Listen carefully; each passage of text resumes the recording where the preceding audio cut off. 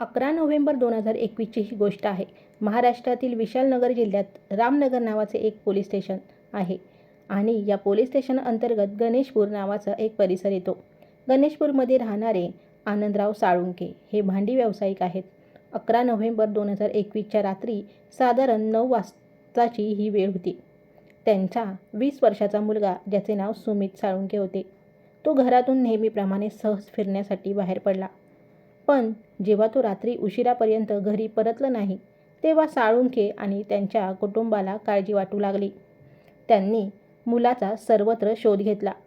त्याच्या प्रत्येक मित्राला विचारले की तुम्ही सुमितला पाहिले का? पण सुमितचा कुठेच पत्ता लागत नव्हता. त्यानंतरच्या पुढच्याच दिवशी म्हणजे 12 नोव्हेंबर 2021ला ते व्यापारी आनंदराव पोलिसात गेले आणि त्यांनी आपला मुलगा अचानक बेपत्ता झाल्याची तक्रार नोंदवली. सुरुवातीला पोलिसांनी या प्रकरणाकडे तितक्या गांभीर्याने पाहिले नाही जितके पाहायला हवे होते. पण जेव्हा शहरातील इतर व्यापाऱ्यांना या घटनेची माहिती मिळाली, तेव्हा मोठ्या संख्येने व्यापारी रस्त्यावर उतरले. व्यापारी रस्त्यावर उतरताच पोलिसांवर दबाव निर्माण झाला. आता पोलीस या प्रकरणात वेगाने तपास करू लागले. पोलिसांनी लोकांची चौकशी केली असता 4 मुलांचे नावे समोर आली. पहिलं विकास जोशी, दुसरा रोहन, तिसरा विकी आणि चौथा साजिद खान. जेव्हा पोलिसांनी या 4ही मुलांना ताब्यात घेऊन कडक चौकशी केली, तेव्हा त्यांनी आपला गुन्हा कबूल केला. त्यांनी सांगितले की पैशाच्या देवाणघेवाणीवरून त्यांची सुमितशी वाद झाला होता. त्यांनी सुमितकडून सुमारे 5 लाख रुपये घेतले होते आणि सुमित वारंवार आपल्या पैशाची मागणी करत होता. याच त्रासाला कंटाळून त्यांनी आधी सुमितचे अपहरण केले आणि नंतर विटांनी ठेचून त्याची निर्घृण हत्या केली. हत्या केल्यानंतर त्याचा मृतदेह एका पोत्यात भरला आणि परिसरातील कृष्णा नदीच्या घाटात फेकून दिला. पोलिसांनी या आरोपींच्या माहितीवरून 14 नोव्हेंबर 2021 रोजी सुमितचा मृतदेह जप्त केला आणि या 4ही आरोपींना अटक करून तुरुंगात पाठवले. या 4 आरोपींपैकी एक आरोपी होता, ज्याचे नाव विकी होते. विकी डिसेंबर 2025मध्ये तुरुंगातून सुटून बाहेर आला. तुरुंगातून आल्यानंतर काही महिने तो शांत राहिला, पण सुमारे 5 महिन्यातच त्याने 1-2 नव्हे तर 5 खून केले, तेही इतक्या भयंकर पद्धतीने की त्याची गुंज केवळ त्या जिल्ह्यातच नव्हे तर संपूर्ण राज्यात पसरली. एखादी व्यक्ती असं करू शकते याचा विचार करून लोक हादरून गेले. जेव्हा पोलिसांनी या प्रकरणाचा तपास सुरू केला, तेव्हा पुन्हा विकीचे नाव समोर आले. त्यानंतर पोलिसांनी त्याला अशी कायमची झोप दिली, त्याचा एन्काउंटर केला की आता त्याचे डोळे कधीच उघडणार नाहीत. मित्रांनो, या संपूर्ण घटनाक्रमामागची दुसरी बाजू काय आहे ती आपण आता सविस्तर जाणून घेऊया. विशालनगर जिल्ह्यात सुंदरपूर नावाचं एक गाव आहे. येथील रहिवाशी असलेला नितीन मोहिते नावाचा एक व्यक्ती कुटुंबाच्या उदरनिर्वाहासाठी दुबईला जातो. जेव्हा तो दुबईला गेला, तेव्हा तो भारतात आपली पत्नी, 3 मुले आणि एका मुलीला सोडून गेला होता. दुबईमध्ये त्याने अतोनात कष्ट केले आणि भारतात पैसे पाठवले. त्या पैशातून घरखर्च चालत होता आणि मुलांचे शिक्षणही सुरू झाले. पत्नी कविता मुलांची खूप चांगली काळजी घेत होती. पती पाठवलेला पै ती जोडून ठेवत होती. असाच काळ पुढे सरकत राहिला आणि 2022 उजाडले. कविताने रामनगर पोलीस स्टेशनच्या हद्दीतील शांतीनगर भागात एक फ्लॅट खरेदी केला आणि त्यावर 2 मजली एक अतिशय सुंदर घर बांधले. तिने आपले मूळ गाव सोडले आणि ती मुलांसह या नवीन घरात राहू लागली. तिची इच्छा होती की मुलांनी चांगल्या शाळेत शिकावे आणि उच्च शिक्षण घ्यावे. सर्व काही व्यवस्थित चालले होते. पण त्यांच्या आयुष्यात आनंदाचा क्षण तेव्हा आला जेव्हा मार्च 2025मध्ये दुबईतून नितीनचा फोन आला. त्याने सांगितले की मी तुम्हा सर्वांना इथे फिरण्यासाठी आणि धार्मिक यात्रेसाठी बोलावत आहे. तुम्ही सर्वजण निघून या.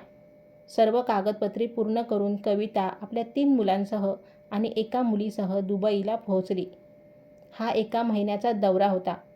जेव्हा कविता मुलांसह एअरपोर्टवर पोहोचली तेव्हा नितीन त्यांना घेण्यासाठी तिथे आला होता. अनेक वर्षांनी आपल्या मुलांना आणि पत्नीला समोर पाहून तो अत्यंत आनंदी झाला.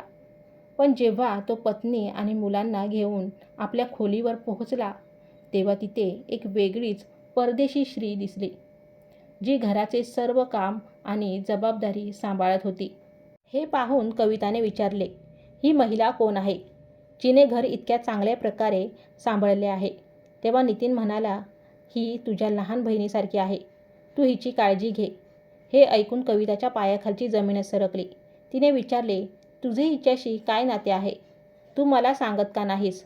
तेव्हा नितीनने सत्य सांगितले की ही महिला दुसऱ्या देशाची राहणारी आहे आणि त्याने तिच्याशी लग्न केले आहे. ती गेल्या 3 वर्षापासून दुबईत त्याच्यासोबतच राहत आहे. नितीन म्हणाला, अब आपण सगळे एकत्र राहू. मला तिची गरज होती आणि तिला माझी. तू या नात्यावर नाराज होऊ नकोस. कविता तिथे आपल्या मुलांसह 1 महिना राहिली खरी, पण तिचा प्रत्येक दिवस अतिशय त्रासात आणि दुःखात गेला. आपल्या नवऱ्याने सवत आणली आहे हे कळल्यामुळे तिला प्रचंड मानसिक त्रास झाला. 1 महिन्यानंतर ती मुलांसह भारतात परतली.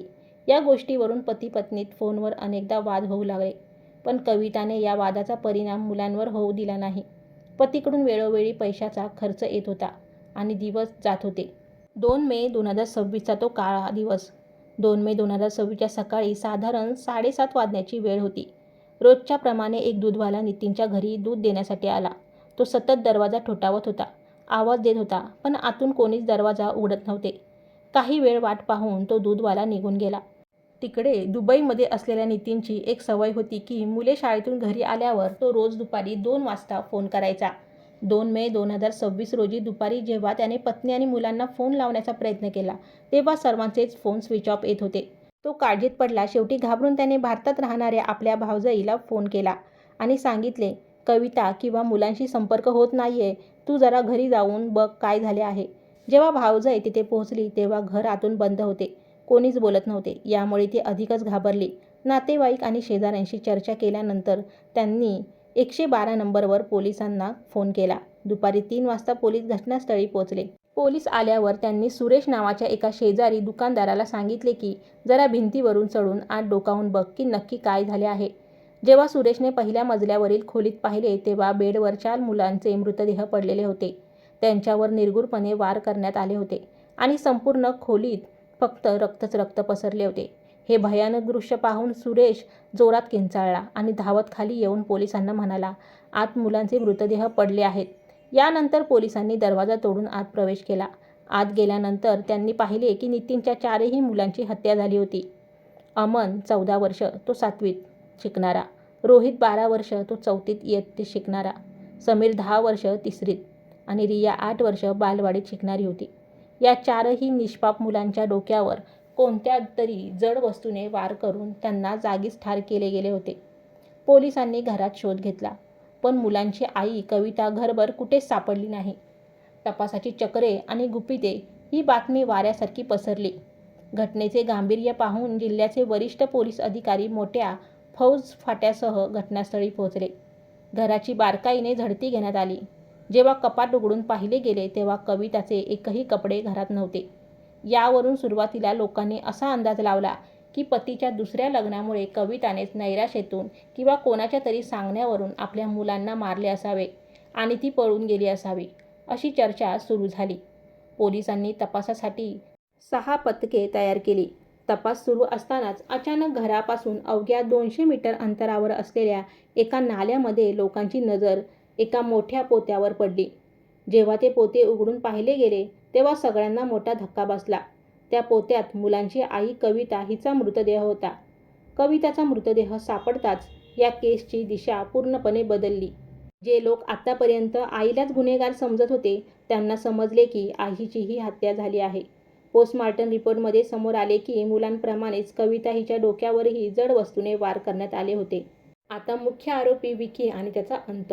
पोलिसांनी कॉल डिटेल्स काढले आणि आजूबाजूला चौकशी केली. तेव्हा एका व्यक्तीने पोलिसांना गुपचूप माहिती दिली की येथून जवळच राहणाऱ्या विकी नावाच्या मुलाच्या घरात जाऊन चौकशी करा. गेल्या काही महिन्यापासून त्याचे या घरात सतत येणे जाणे होते. जेव्हा पोलिसांनी विकीची पार्श्वभूमी तपासली तेव्हा समजले की हा तोच विकी आहे ज्याने 2021मध्ये 5 लाख रुपयाच्या वादातून व्यापाऱ्याच्या मुलाचा सुमितचा खून केला होता आणि हा तो सराईत गुन्हेगार होता. पोलीस विकीला अटक करण्यासाठी सापळा रचत होते. दरम्यान 4 मे 2026च्या सकाळी पोलिसांना माहिती मिळाली की विकी एका बायपास रस्त्यावरून मोटरसायकलवरून पळून जात आहे. पोलिसांनी त्याला वेढा घातला. पोलिसांना पाहताच त्याने पळून जाण्याचा प्रयत्न केला, पण त्याची बाईक घसरली आणि तो खाली पडला. पोलिसांनी त्याला शरण येण्यास सांगितले, पण त्याने पोलिसांवरच थेट गोळीबार सुरू केला. पोलिसांनी स्वरक्षणार्थ प्रत्युत्तरादाखल गोळीबार केला, ज्यामध्ये विकीला गोळ्या लागल्या आणि तो घटनास्थळीच ठार झाला. या चकमकीत पोलीस अधिकारी थोडक्यातच वाचले, मात्र 2 पोलीस कर्मचारी जखमी झाले. या हत्येमागचे खरे कारण पोलीस तपासात समोर आले की जेव्हा कविताला समजले की तिच्या पतीने दुबईत दुसरे लग्न केले आहे, तेव्हा ती भारतात स्वतःला एकटी समजत होती. दरम्यान डिसेंबर 2025मध्ये जेव्हा विकी तुरुंगातून सुटून आला, तेव्हा तो कविताच्या संपर्कात आला. हळूहळू त्यांच्यात जवळीक वाढली आणि त्यांच्या संबंध निर्माण झाले. विकी कवितावर लग्न करण्यासाठी सतत दबाव टाकत होता, पण कविता त्याला आपल्या मुलांचे आणि वयाचे कारण देऊन नकार देत होती. यावरून त्यांच्यात वारंवार वाद होत असत. 1 आणि 2 मे 2026च्या मध्यरात्री साधारण 12 वाजता विकी पुन्हा कविताच्या घरात घुसला. तिथे मुलांच्या भविष्यावरून आणि लग्नावरून पुन्हा मोठा वाद झाला. संतापलेल्या विकीने घरातील पाटा वरवंटा घेतला आणि गाढ झोपेत असलेल्या 4ही निष्पाप मुलांच्या डोक्यावर एकामागून एक वार केले. आपल्या डोळ्यासमोर मुलांच्या रक्ताच्या थारोळ्यात मरताना पाहून कविता बेशुद्ध पडली.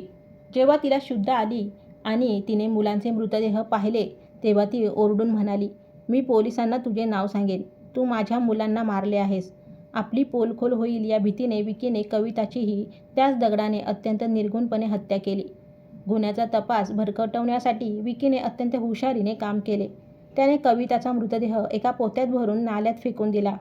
तसेच लोकांची दिशाभूल करण्यासाठी तिचे कपडे घरातून गायब केले, जेणेकरून पोलिसांना वाटले की ती कोणासोबत तरी पळून गेली आहे. पण शेवटी गुन्ह्याचा उलगडा झालाच आणि खुनी विकी पोलिसांच्या एन्काउंटरमध्ये मारला गेला. या घटनेची माहिती जेव्हा दुबईत राहणाऱ्या वडिलांना म्हणजे नितीनला देण्यात आली, तेव्हा त्याचे रडून हाल झाले. जेव्हा अंत्यसंस्कार झाले तेव्हा परिसरातील हजारो लोक तिथे उपस्थित होते. सर्वांच्या तोंडी एकच चर्चा होती की जर वडिलांनी दुबईत ते दुसरे लग्न केले नसते तर कदाचित आज हे हसते खेळते कुटुंब असे उद्ध्वस्त झाले नसते. मित्रांनो, ही घटना तर सत्य आहे, परंतु त्यातील नावे आणि गावं ही काल्पनिक आहेत. हा घटनाक्रम तयार करण्याचा उद्देश कोणाला त्रास देणे नाही, तर समाजात काय घडू शकते याबद्दल जागरूक करणे आणि सावध करणे हा आहे. सुरक्षित राहा आणि स्वतःची काळजी घ्या. तसेच आपली नाती चॅनलला सबस्क्राईब करायला विसरू नका. धन्यवाद.